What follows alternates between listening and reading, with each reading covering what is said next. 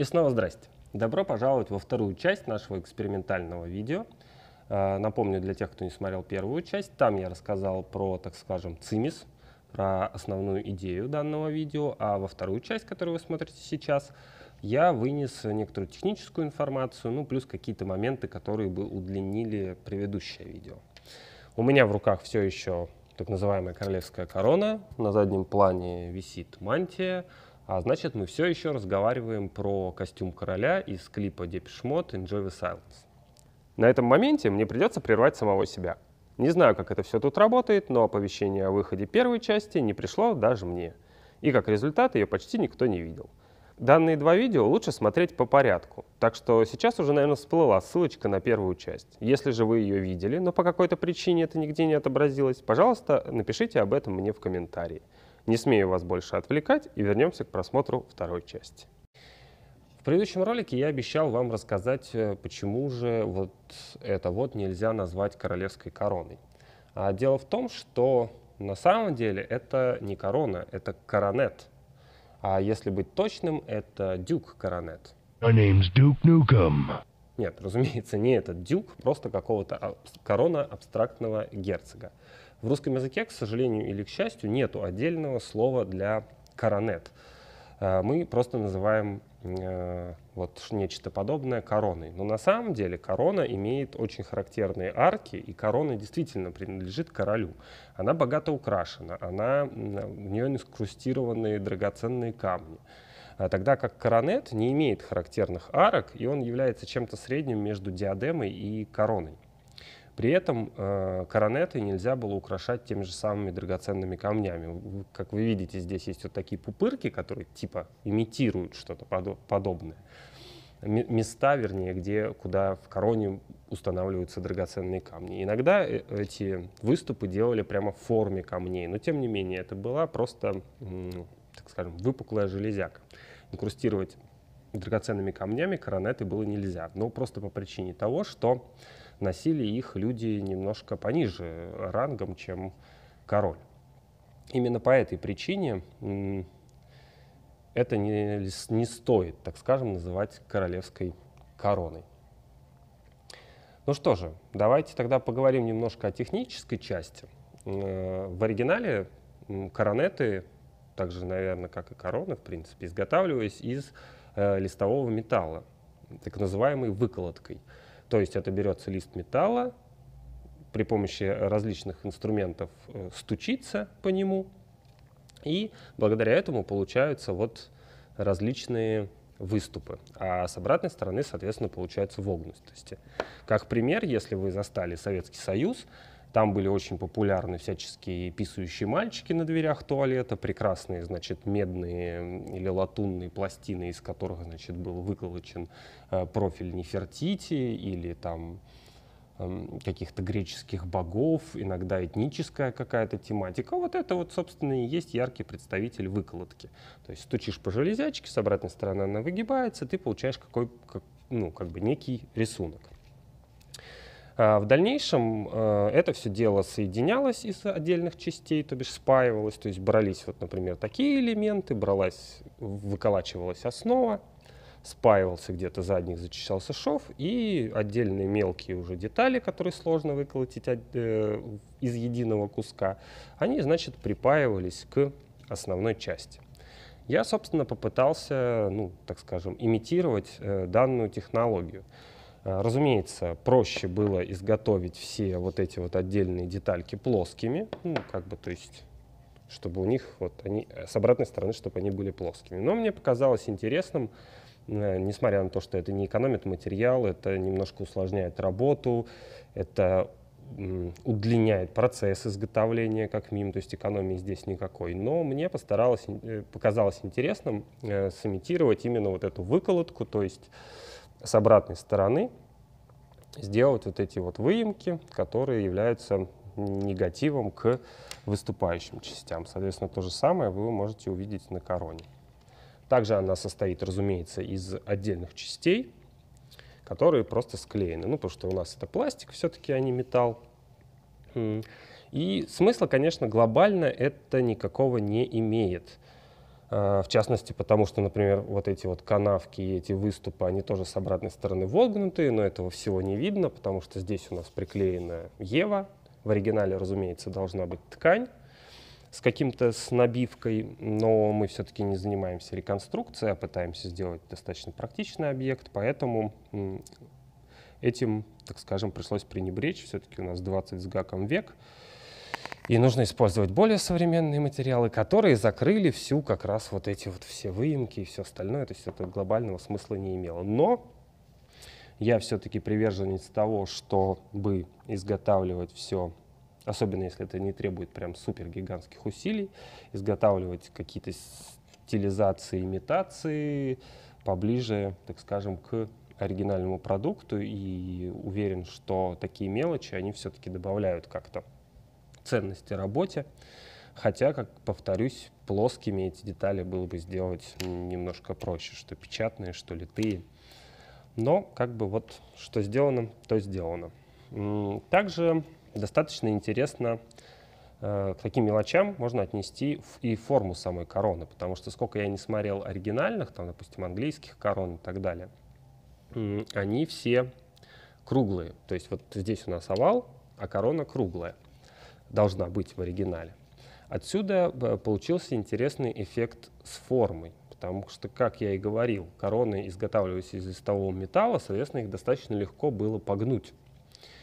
И что я и подозреваю и произошло, собственно, для съемок в клипе. Либо ее долго использовали, либо еще что-то. Голова у нас все-таки в срезе, так скажем, овальная, и нам привычнее, разумеется, не иметь дырок вот здесь в районе ушей, потому что шутка из разряда, чтобы корона не висла на ушах, я так подозреваю, происходит как раз из того, что короны круглые, и когда она мала, у тебя это все дело проскакивает как бы на уши. А что же интересного такого с формой? Помимо того, что корона круглая, она еще имеет некий вот здесь вот наклон. И когда мы ее сплющиваем, получается очень интересный эффект. У нас боковые части выпрямляются, а передние и задние части еще больше наклоняются. То есть на самом деле корона имеет достаточно специфическую форму. Вот так вот она достаточно прямая, а вот так вот она имеет наклоны в разные стороны. Если вы приглядитесь к клипу, например, там в некоторых моментах, когда показывают там фас или профиль, это дело все видно.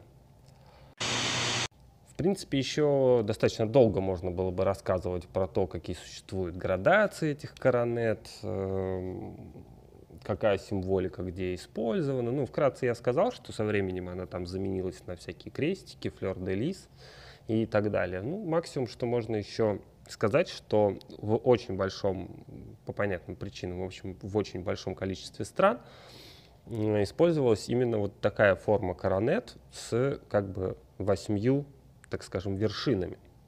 И в зависимости от ранга они наполнялись различными символами. То есть, например, там у графа было 8 одинаковых вот этих вот земляничных листков, использовались еще так называемые жемчужины, ну, по большому счету просто шарики. То есть, например, было вот здесь 4 листка и 4 жемчужины, так называемые. Но я думаю, что в каких странах, как выглядели короны и какому, так скажем, званию соответствовало какое именно расположение, ну, конфигурация вот этих жемчужин и других символов. Я думаю, что эту всю информацию вы легко подчеркнете в интернете, если вам охота будет покопаться. Я больше чем уверен, что на той же Википедии это все разжевано, выплювано, не знаю, как это по-русски. Ну и, в общем, там вы это все можете легко посмотреть. А я напоследок расскажу вам еще одну забавную историю, ну, на мой взгляд, забавную, про данную корону, ну, вернее, корону из клипа Depeche Mode. В процессе поиска информации я изначально наивно полагал, что я просто найду фотки хорошего качества этой короны и не буду заморачиваться со всякими ресерчами, но, к сожалению, это было достаточно давно, и нормальных фотографий нет, поэтому я вам, вот, наверное, прилеплю для сравнения что-то из старого. Вы посмотрите. Так вот, интересная история.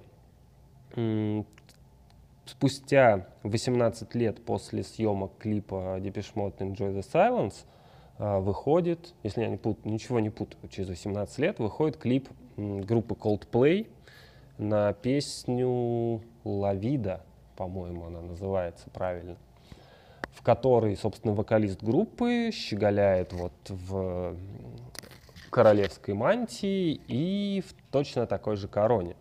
Я начал приглядываться, и выяснилось, что это не точно такая же корона, а это прямо та же корона, потому что, если присмотреться, в клипе Депешей, как я уже говорил, делалось из стали, в клипе Депешей видно, что в какой-то момент времени прям переднюю деталь, она загнулась. Потом ее выпрямили, и у нее здесь такой характерный залом остался. И если приглядеться к клипу Coldplay, мы точно на том же месте увидим такой же как бы залом. На самом деле странного в этом ничего нет, просто по причине того, что у Coldplay был официальный клип на эту песню, а еще и был еще второй вариант этого клипа, в смысле, второй вариант клипа на эту песню. И специально для него они пригласили Антона Корбейна, собственно, режиссера клипа Депеш Мод. То есть они как бы сделали не то что отсылку, они прям взяли того же режиссера, который им снял снова клип, и это все на самом деле не просто так, потому что там такая очень длинная история про то, как Coldplay вдохновили, они пересмотрели концепцию, потом они позвали того же режиссера и сняли как бы клип, отсылку на, собственно, клип Депеш Мод. Это все, ну, как бы очень интересно, забавно, но меня больше всего смутил тот момент, как они через 18 лет умудрились найти реквизит. Вот это вот как раз забавный факт. Ну и на этом я, наверное, все. Буду завершаться, потому что долго утомлять вас техничкой, как там это все изготавливалось. Тут, в общем-то, ничего сложного. И так целых 2 выпуска делать про такой, так скажем, простой реквизит. Это уже и так перебор. Но если вдруг у вас возникнут какие-то вопросы, то пишите, пожалуйста, в комменты. Постараюсь вам на все ответить. Все, всем спасибо, всем пока. Сегодня в бонусной части у нас будет очень крутой лайфхак. Навеян он мне был не очень удачным днем на YouTube. В этот день я посмотрел видео от ютубера с 3 миллионами подписчиков про то, как не стоит сувать пальцы в розетку и трогать оголенные провода. Затем мне попалось видео от некого иностранца, который собирал 3D-принтер с нуля, при этом использовав целый парк станочного оборудования вплоть до фрезера, а собирал он все из стандартного профиля при помощи стандартных креплений, стандартной нагревалки, стандартного всего, стандартного китайского конструктора. С нуля. Сам молодец. И добил я себя получасовым видео про то, как некий товарищ, столер, рассказывал, гнобил, значит, он корпусную мебель, ДСП, как они закручивают саморезами все и конфирматами. Видать, не очень он знает, что давным-давно уже существует скрытый крепеж. А в конце видео все закрутил сам на саморезы, мотивируя это тем, что иногда есть работы, в которых можно сделать и так. Хотя он потратил на это полчаса, и за эти полчаса мог бы собрать все на шкантах, потому что изделие было элементарно. И штук он мог сделать десяток таких изделий за то время, пока он нудно рассказывал про зло саморезное. На фоне всего этого у меня родился лайфхак. Я думаю, все из вас сталкивались с проблемой, когда вы хотите себе 5-ю плойку, новый телевизор, сверлильный станок, новый комп, да все что угодно новое вы хотите или того, чего у вас нет, но еще у вас нету бабок. Поэтому лайфхак. Все, что нам понадобится для этого лайфхака, это слиток золота. Если по какой-то причине у вас нету слитка золота, не расстраивайтесь. Стоит только внимательно посмотреть. Я больше чем уверен, что совершенно случайно где-нибудь неподалеку вы найдете слиток золота. Это все облегчается еще тем, что вам подойдет абсолютно любой слиток золота. Хотите такой, хотите берите вот такой. Но мы будем использовать вот этот. Все, что вам нужно сделать, это отпилить требуемый кусок золота. После чего вы несете его в ломбард и меняете на бабло. Все элементарно и просто. Ваша жизнь наладилась, проблемы решены. И на этой за 2 видео первой веселой и хорошей ноте я вынужден с вами попрощаться.